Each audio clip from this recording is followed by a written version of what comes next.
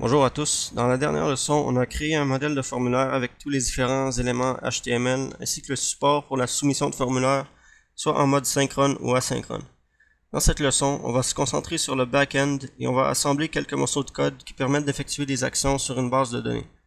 On pourra l'utiliser en combinaison avec le code Ajax qu'on a écrit dans la leçon précédente afin que nos formulaires HTML puissent lire ou écrire dans une base de données en temps réel.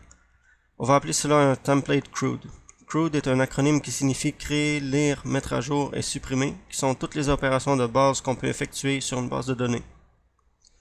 Cette bibliothèque de code comprend plusieurs fichiers, alors examinons d'abord la structure des dossiers et assurons-nous de bien la comprendre. Après cela, on va examiner chaque fichier individuel et expliquer le code plus en détail. Notez qu'une grande partie de ce code peut être rassemblée dans les mêmes fichiers, mais la raison pour laquelle on crée cette hiérarchie de dossiers est de travailler de manière structurée et de faciliter la maintenance de notre site web et de le rendre plus évolutif.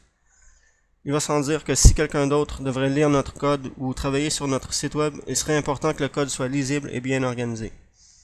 De la même manière, si vous revenez plus tard à votre propre code, vous voulez qu'il soit instinctif et facile à comprendre. Dans le dossier racine, on a des fichiers de configuration qui contiennent nos informations de connexion et qui créent la connexion à la base de données. Ensuite, on a un dossier management qui contient les différents fichiers PHP qui seraient appelés par Ajax, soit via un formulaire ou autrement. On a un fichier pour chaque type d'opération. Supprimer un élément, insérer ou créer, sélectionner tous les éléments, sélectionner un seul élément et effectuer une mise à jour. Dans nos sous-dossiers, vous remarquerez également qu'on inclut un fichier index.php. C'est pour empêcher les utilisateurs de naviguer vers le sous-dossier et d'avoir accès à tout son contenu. Le fichier d'index est lu chaque fois que quelqu'un ouvre le dossier dans son navigateur et le redirige vers la page d'accueil. Le dossier suivant est nommé Procedure Call. Il s'agit d'une collection de classes PHP qui appelle certaines procédures stockées dans la base de données afin d'effectuer les transactions. Si vous avez besoin de plus de détails sur les procédures stockées et comment les créer, veuillez vous référer à mon autre série sur les langages web.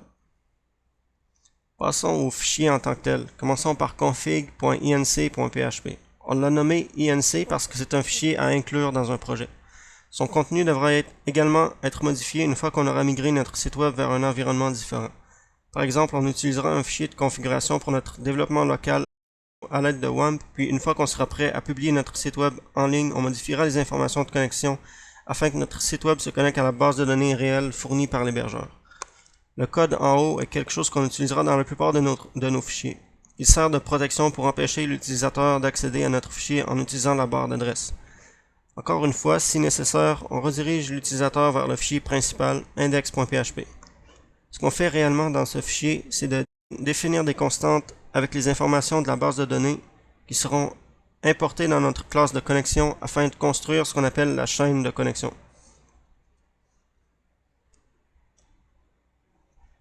Voici la classe de connexion.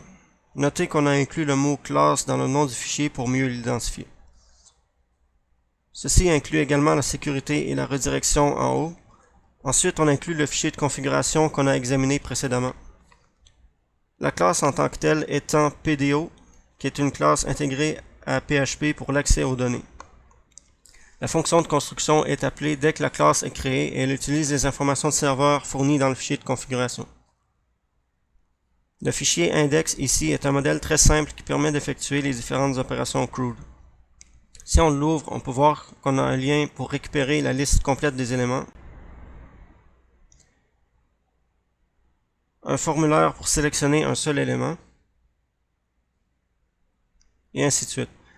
Ce fichier-ci utilise un formulaire de base avec des actions POST, mais il peut facilement être adapté pour être asynchrone. En fait, on peut réutiliser le modèle Ajax qu'on a créé dans la leçon précédente et le connecter à nos fichiers CRUD. Vient ensuite le dossier gestion. Celui-ci contient les fichiers qui sont appelés par le formulaire qu'on a vu précédemment. Ces fichiers servent d'intermédiaire entre le front-end et le back-end. Chacun contiendra la classe de connexion ainsi que la classe spécifique à l'action à effectuer. Ouvrons Select All par exemple. Ici, vous pouvez voir les instructions d'inclusion, inclure la classe connexion et inclure la classe Select.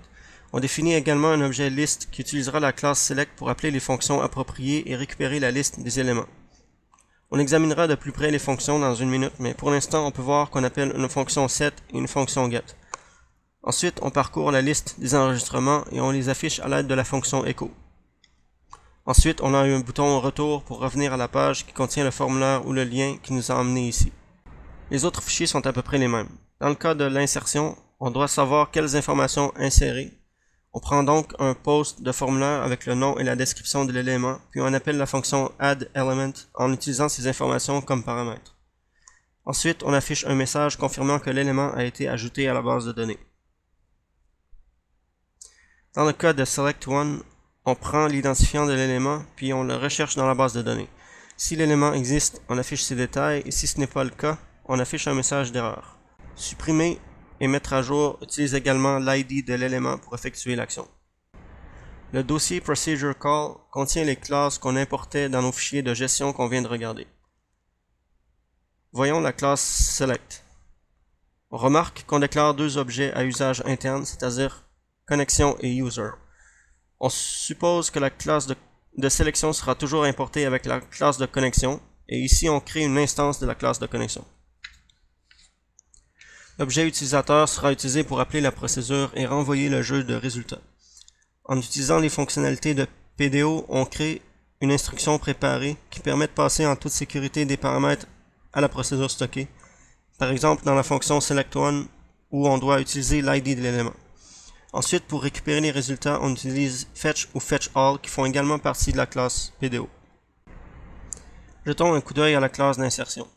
Ici, puisqu'on n'a besoin d'aucune sortie, on n'utilise pas de fonction set et get comme on l'a fait dans la classe select. On définit simplement une fonction addElement qui prend le nom et la description de l'élément qui sont ensuite envoyés à la procédure stockée addElement. Maintenant, pour information, voyons à quoi ressemble la procédure stockée. Ici, on a notre exemple de base de données CRUD avec une procédure appelée addElement. Si on l'ouvre, on peut voir qu'il y a deux paramètres d'entrée, le nom de l'élément et la description. Ensuite, on utilise ces paramètres dans une instruction d'insertion SQL. Comme je l'ai mentionné, vous pouvez trouver des leçons sur MySQL dans mes autres séries. Notez simplement que les procédures stockées sont un moyen plus sûr d'accéder à la base de données, contrairement à l'exécution de requêtes directement dans le code PHP. Encore une fois, les classes de suppression et de mise à jour sont très similaires à la classe d'insertion. On prend le ID comme paramètre, puis on appelle la procédure deleteElement. Ceci conclut notre aperçu du modèle CRUD. Comme d'habitude, vous trouverez dans la description les liens pour tous les extraits de code. Je vais aussi inclure un script pour la création de la base de données utilisée en exemple. J'espère que vous avez profité. Merci d'avoir regardé et à la prochaine leçon.